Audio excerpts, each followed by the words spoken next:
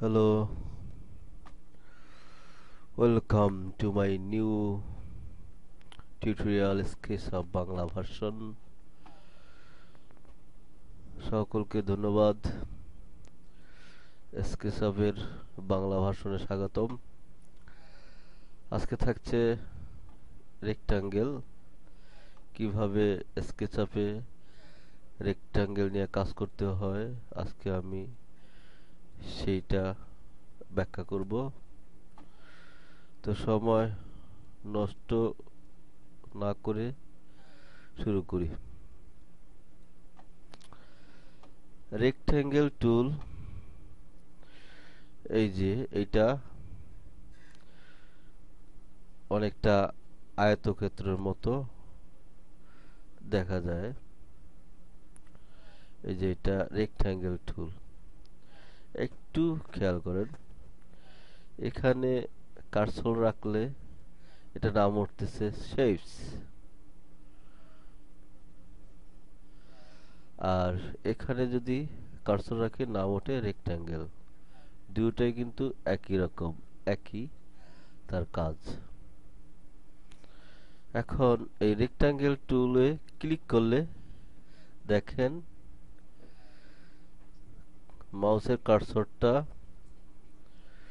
Pencil আকার ধারণ করেছে এবং তার ঠিক মাঝ বরাবর একটা আয়তক্ষেত্রের মতো সিম্বল আছে। এখানে এখানে যদি ক্লিক করি, আচ্ছা আমি এটা একটু ক্লিক করি, দেখেন এখন এখানে ক্লিক করলে এখানেও কিন্তু ক্লিক হয়ে যায়, এখানেও কিন্তু সিলেক্ট হয়ে যায়। আবার দেখাই, এখানে যদি ক্লিক করি এখানেও কিন্তু সিলেক্ট হয়ে যায়। তার মানে এরা দুইটাই একই ফাংশন, এটা কিন্তু তার প্রমাণ। আচ্ছা, গেল এটা। এখন এই রেক্টাঙ্গেল টুল কিবোর্ড থেকে আপনি আর চাপ দেন, চাপ দিলে আর প্রেস করেন, প্রেস করলে এই রেক্টাঙ্গেল টুল অ্যাক্টিভেট হবে। আর ওই দেখেন, তো এটা হলো রেক্টাঙ্গেল টুলের বেসিক পরিচিতি। আচ্ছা, এবার আমরা আরেকটু ডিপারে যাই, এ নিয়ে কিছু কাজ বাজ করি। আচ্ছা, আর চাপেন অথবা মাউস দিয়ে ক্লিক করেন, দুইটা একই, যার যেটা ইচ্ছা করেন। আচ্ছা, আমরা এখন এই জায়গাটার একটা পরিচিতি দেই। এই দেখেন, মাউসটা নিয়ে গেলে এখানে একটা গোল্ডেন আকৃতির ফোঁটা তৈরি হয় কেন্দ্রে। আচ্ছা, এটার আগে আমি একটু বলি, এই যে এটা সবুজ একটা রেখা, এটা ব্লু, এটা হলো লাল। এই ব্লু লাইন উপর নিচে গেছে, এটা হলো প্লাসের দিকে, এটা মাইনাসের দিকে। যাই হোক, আমি ওদিকে যাচ্ছি না। প্লাসের দিকে যেটা, এটা হলো উপর নিচে, এটার নাম হলো Z axis, Y axis, sorry. তারপর এই যে লাল লাইনটা, এটা হলো এক্স অ্যাক্সিস, এবং এটা হলো আপনার জেড।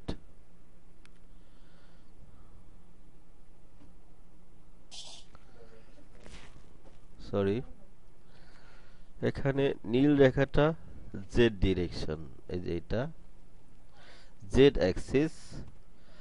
তারপরে লাল যে রেখাটা, লালটা, এটা হলো এক্স ডিরেকশন, এক্স অ্যাক্সিসও বলতে পারেন।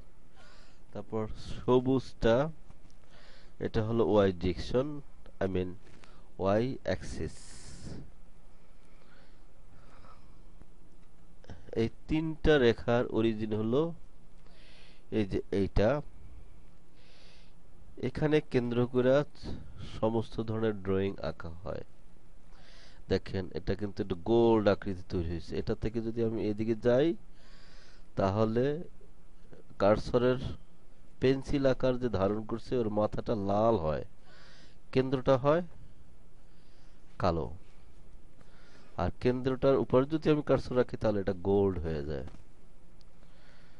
খেয়াল করছেন? আচ্ছা, আমরা তাহলে কি করি, রেক্টাঙ্গেল একটা আঁকি। রেক্টাঙ্গেল আঁকি। এই যে রেক্টাঙ্গেল আঁকলাম, দৈর্ঘ্য দিলাম, দৈর্ঘ্য আসলো, প্রস্থ আসলো। এখন এর যে কোনো দৈর্ঘ্য প্রস্থ কথা আমরা জানি না, এখানে ফলো করেন এই যে ডাইমেনশন।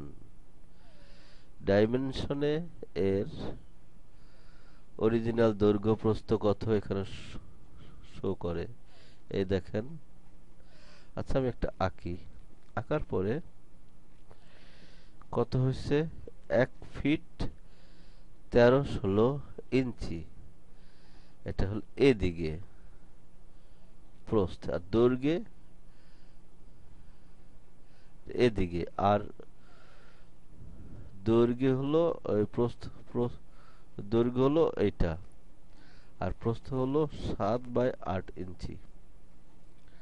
তো এটা তো আর আমরা ইচ্ছে মতো এই মেজারমেন্টটা দিয়েছি। এখন আমি আর একটা রেক্টাঙ্গেল আঁকি। এই দেখেন, দেখছেন এই কর্নার আসার পরে সবুজ একটা স্ন্যাপ দিয়েছে, এটাকে বলে স্ন্যাপ। তো স্কেচআপের এটা একটা শক্তিশালী সুবিধার দিক। এটা অন্যান্য সফটওয়্যার চেয়ে বেশ সুবিধাজনক। কার্সরটা রাখলে, অন্যান্য সফটওয়্যার আছে কিন্তু এটা খুব ইজি।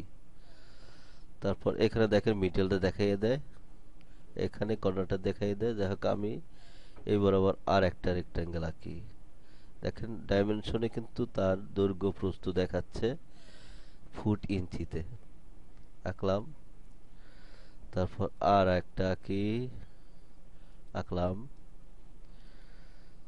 এটা যেমন ইচ্ছা তেমন আপনি আঁকতে পারেন, কোনো সমস্যা নাই। আচ্ছা, এখন গেল এইটা। এখন আমরা একটা মেজারমেন্ট দিয়ে 3 ফুট বাই 4 ফুট একটা প্রস্থ আঁকি। আচ্ছা, ঠিক আছে, গেল। এইখানে দেখেন, আপনি কিবোর্ড থেকে টাইপ করবেন, এখানে টাইপ হবে। আচ্ছা, 3 ফিট, 4 ফিট। দেখেন কত বড় হয়ে গেছে, দেখছেন? এখানে ক্লিক করি, এখানে ক্লিক করে দেখেন কত বড় হয়েছে, দেখছেন?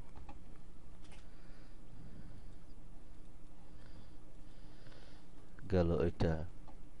এখন এখানে 1 ফিট কিংবা 2 ফিটের একটা নেই, এখানে আবার 1 ফিট, 2 ফিট, এন্টার। দেখেন এখানে ওইরকম একটা স্পেস হয়েছে। এখন আপনি ফ্লোর প্ল্যান যদি আঁকেন, এখানে রুম আঁকবেন, বাথরুম, রান্নাঘর, মেজারমেন্ট অনুসারে এভাবেই ইনপুট দিয়ে আপনি আঁকতে পারেন। তো এই ছিল রেক্ট্যাঙ্গেলের বিস্তারিত। আমার টিউটোরিয়াল যদি ভালো লাগে সাবস্ক্রাইব করবেন, লাইক দিবেন, কমেন্ট করবেন, শেয়ার করবেন। এগুলো না হলে ভিডিও তৈরি করে মজা লাগে না, মজা পাই না। ধন্যবাদ, ভালো।